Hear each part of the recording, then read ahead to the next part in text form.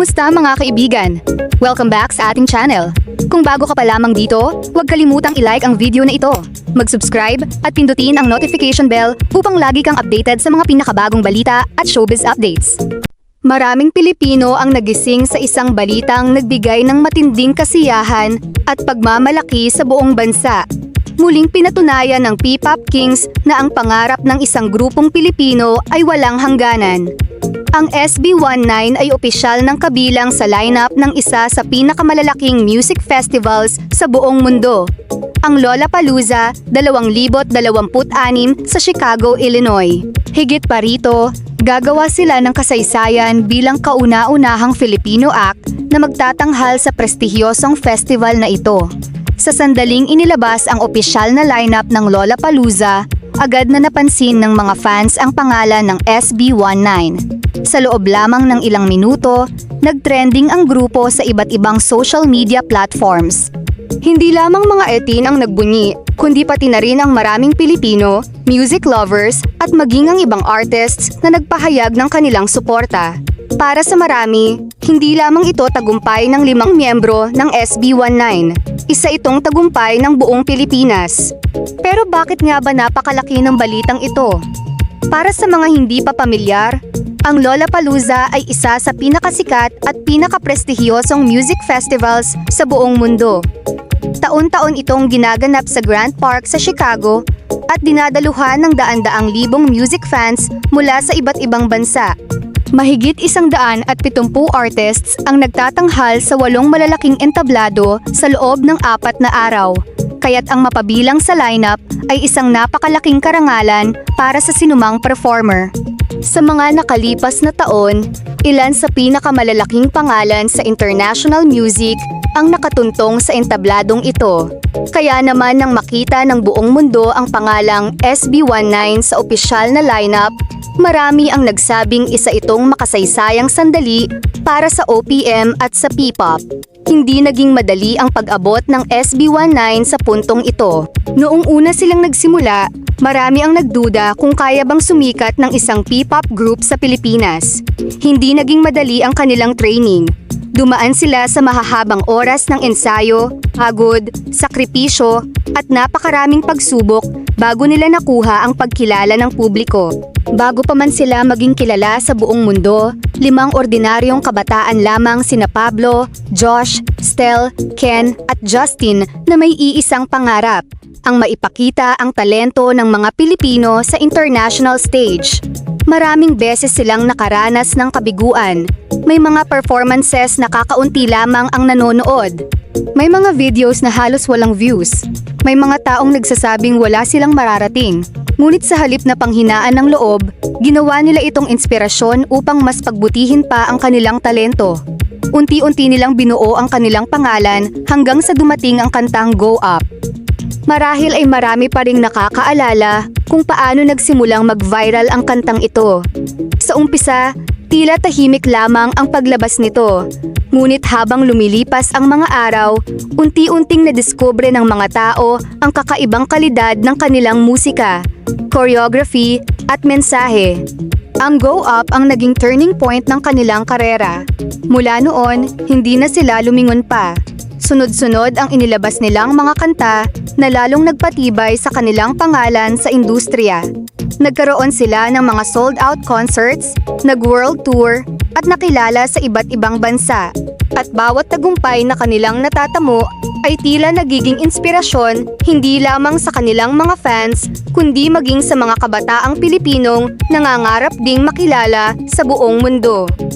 Isa sa mga pinakamalaking dahilan kung bakit kakaiba ang SB19 ay ang kanilang dedikasyon sa pagiging tunay na Pilipino. Sa bawat kanta nila, makikita ang pagsasama ng makabagong tunog at kulturang Pilipino. Hindi nila kinakalimutan kung saan sila nagsimula. Sa halip, dala-dala nila ang bandila ng Pilipinas saan man sila magpunta.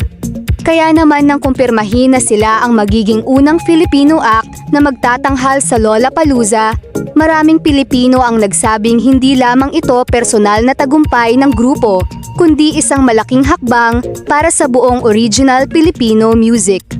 Napakahalaga rin ng papel ng kanilang fandom na kilala bilang Ikitin. Kung may isang fandom na talagang hindi sumusuko sa pagsuporta sa kanilang iniidolo, isa na rito ang 18. Sa bawat music release, sa bawat concert, sa bawat voting competition, at sa bawat international award, palaging naroon ang kanilang suporta. Hindi lamang sa Pilipinas matatagpuan ang atin.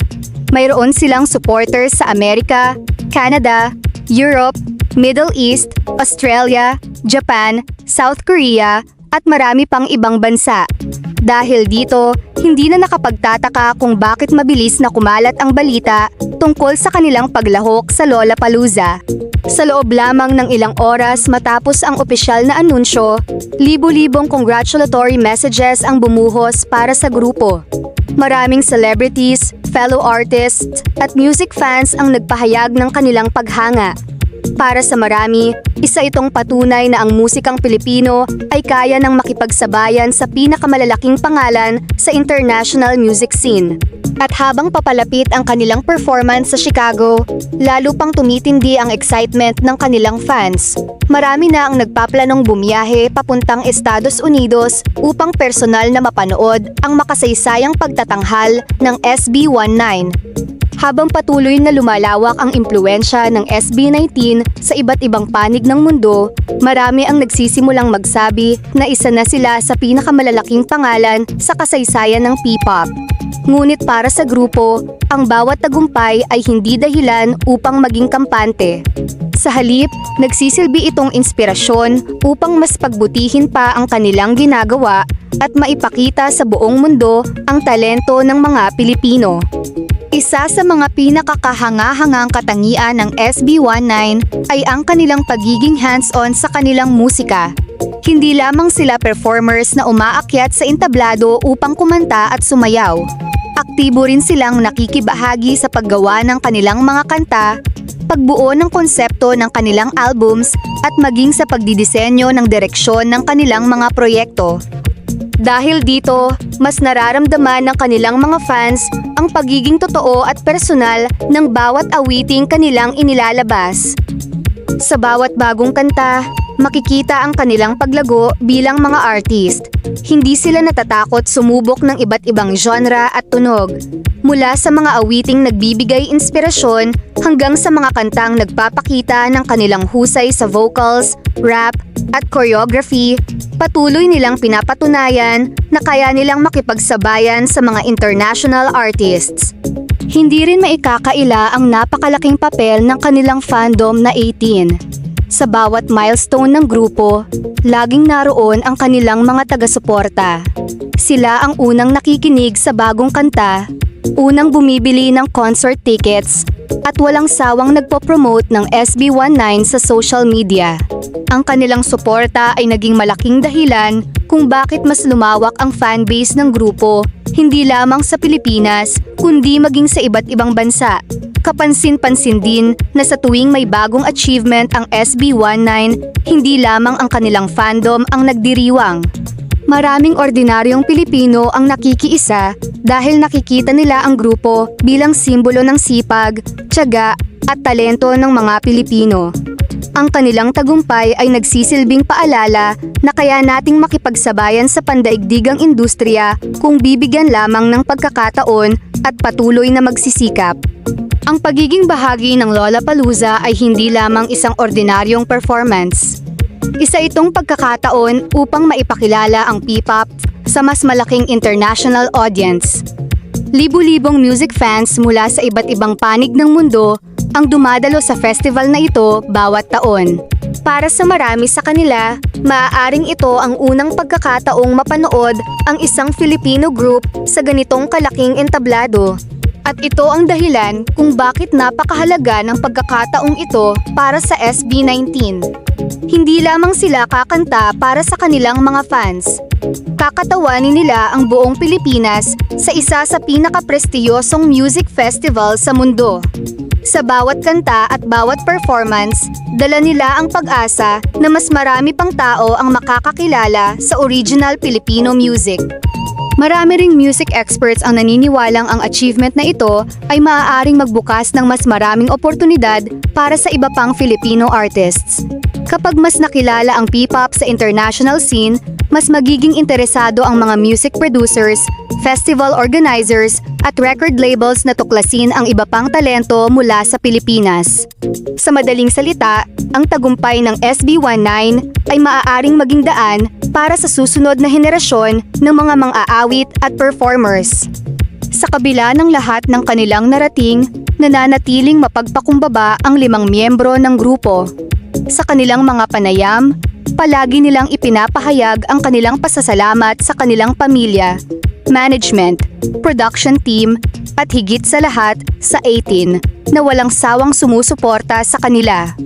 Hindi nila nakakalimutang balikan ang kanilang pinanggalingan at ang mga pagsubok na kanilang pinagdaanan bago maabot ang kasalukuyang tagumpay. Marahil ito ang isa sa pinakamahalagang aral na maibabahagi ng kwento ng SB19. Ang tagumpay ay hindi nangyayari sa isang gabi lamang. Ito ay bunga ng mahabang panahon ng pagsisikap, disiplina, pagtitiga, at paniniwala sa sariling kakayahan. Maraming beses silang nasubok, ngunit hindi sila sumuko.